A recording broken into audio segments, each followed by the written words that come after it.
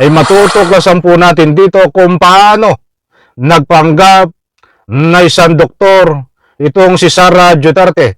Subalit huli, hindi ho nakatakas.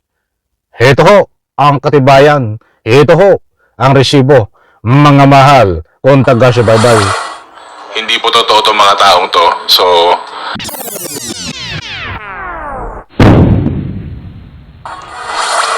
alright, welcome back to my YouTube channel. I'm Andy's Vlog. Nako, ay matindi ho ito.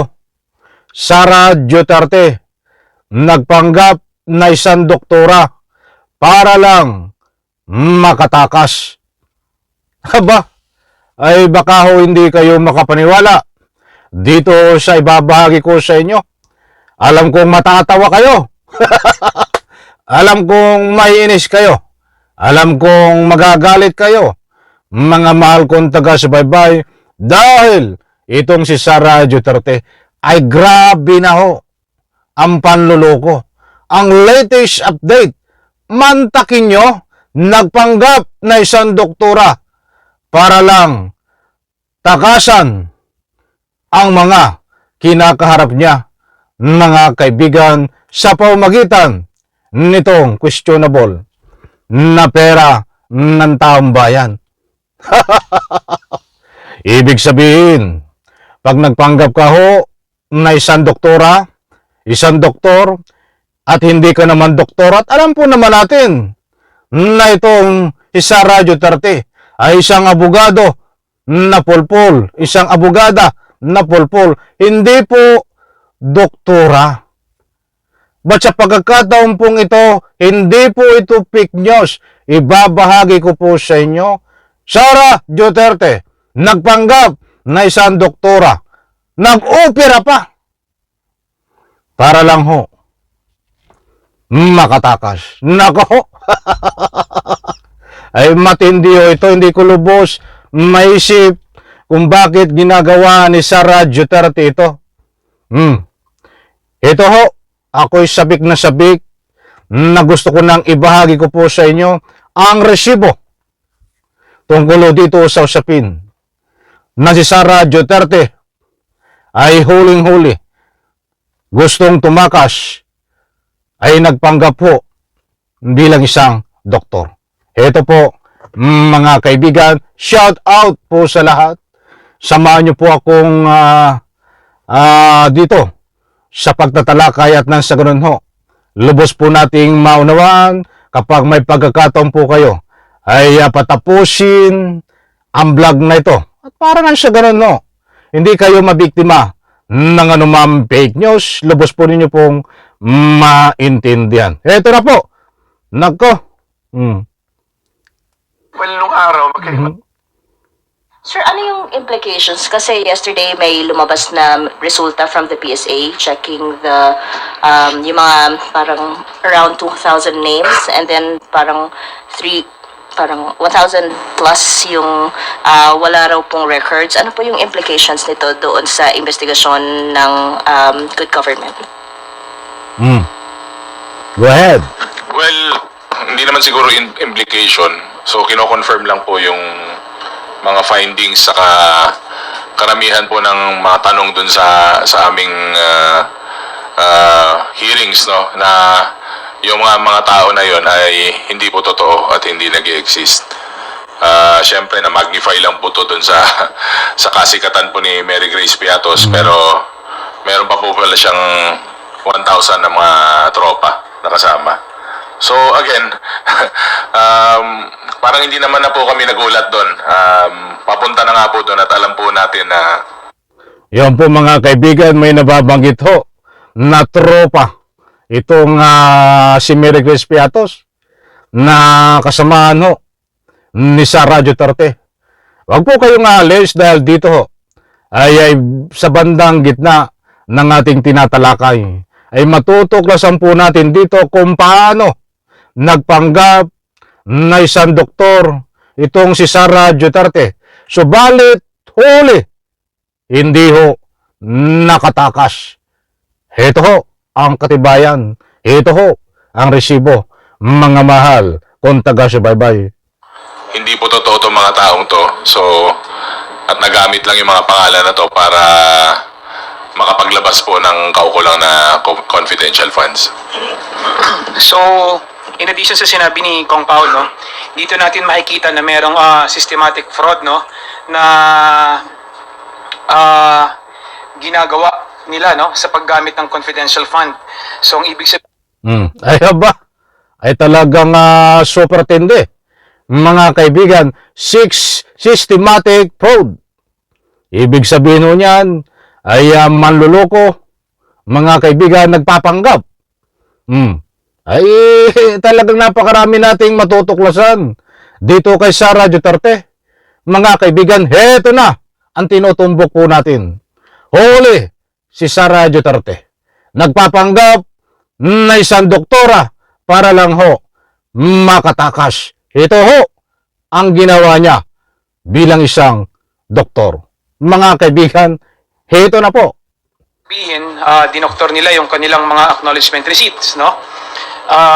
Sa madaling salita, parang ito yung mga nangyayari noon na ginagawa sa rekto, no? Dinodoktor yung mga dokumento. So, kailangan itong maimbestigahan, kailangan itong ma-forward din, no, sa ating mga ahensya ng ating pamahalaan para kung sino yung kailangan managot, dapat managot kasi hindi po pwede na pipikiin mo yung dokumento ng ating gobyerno para mag-liquidate, no? Intent. Maliwanag po mga kaibigan. Hindi po tayo nagpapakalat ng anumang fake news. Mayroon po tayong pinagbabatayan. Dito sa ibinahagi ko po sa inyo, nakatatapos lang ho na press conference diyan ho sa Kongreso. Ilang oras lang po nakakaraan ay pinatunayan ho diyan at ibinahagi ko po sa inyo. Iyan ho, ang katatapos lang na press conference today. Diyan po sa Kongreso na ang kanila pong sinasaad. Isa sa mga topic nila ay itong pagpanggap ni Sara Duterte na isang doktora, subalit nahuli ho, hindi ho nakatakas. Bakit ko po nasabi, mga mahal kong taga-subaybay? Disclaimer lang po, marami pong meaning ng bilang isang doktor. Batang matindi ho dito kay Sara Duterte, ay maliwanag ho dyan na nagpanggap siya na isang doktor sa pagdoktor ng mga dokumento. Ano po itong dokumento na ito? Dokumento para lang sa ganun ho ay takasan niya at dalhin niya, hindi mahalata, ay dinoktor ho ang mga dokumento. Marami pong ibig sabihin na yan sa pagdodoktor ng dokumento, piniki in one word. So hindi ko po kayo binibigyan ng anumang fake news. Kung nasabi ko man ho na itong si Sara Duterte ay huling-huli nagpanggap na isang doktora. Yan po ay kumakatawan dito ho sa pamimiki ng kanyang ika nga po ay dokumento. Yan po ay pera nyo. Pera ng taong bayan na piniki po ni Sara Duterte sa utos ni Sara Duterte. Siya ang mastermind Siya ang punot dulo nito. Siya ang vice presidente. Siya ang nagsabi, pikiin mo ito, operahan mo ito. Ako ay isang doktora di ba? Ay maliwanag ko diyan, mga mahal, kung taga-subaybay. Any reaction? Ano po ang masasabi nyo dito ho sa pagiging pagdodoktor ng mga dokumento? Nang sa ganun ho, ay hindi sila mahalata, takasan para madala ang pera ng taong bayan, subalit hindi ho nakatakas.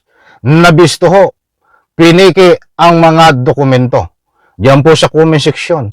Ano man ang inyong saloobin opinion, ay inaanyayahan ko po kayo magbigay ng anumang public opinion. Mga kaibigan, ito po ay kung hindi po usapin na nagkamali lang sa mga dokumento. Dahil napakaliwanag po diyan, mahigit 1,000 resibo. Dati ho ay 300 plus lang nung nakaraang linggo.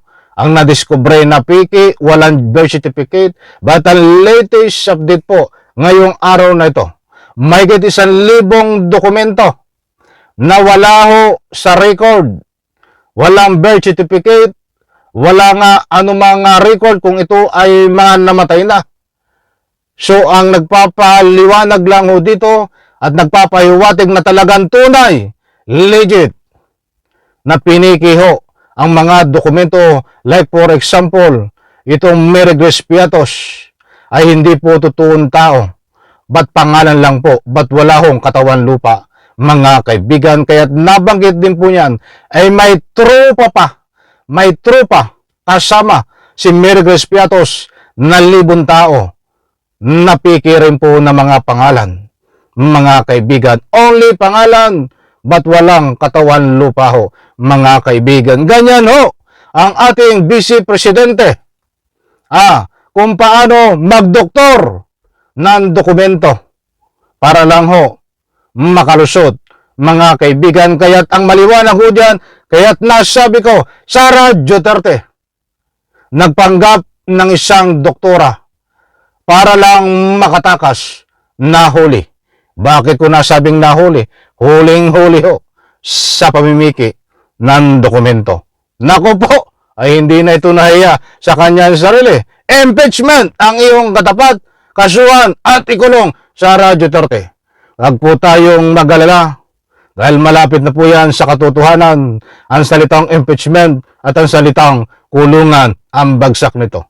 Okay, alright, maraming salamat. Alam ko ho, nakuha nyo ang gusto kong ipunto. Isang like ko sa video na ito. Please support po ang aking second YouTube channel and this vlog. At siyempre, itong aking main YouTube channel. Maraming salamat. Subscribe nyo po, mga kaibigan. Bye-bye. Palapakan.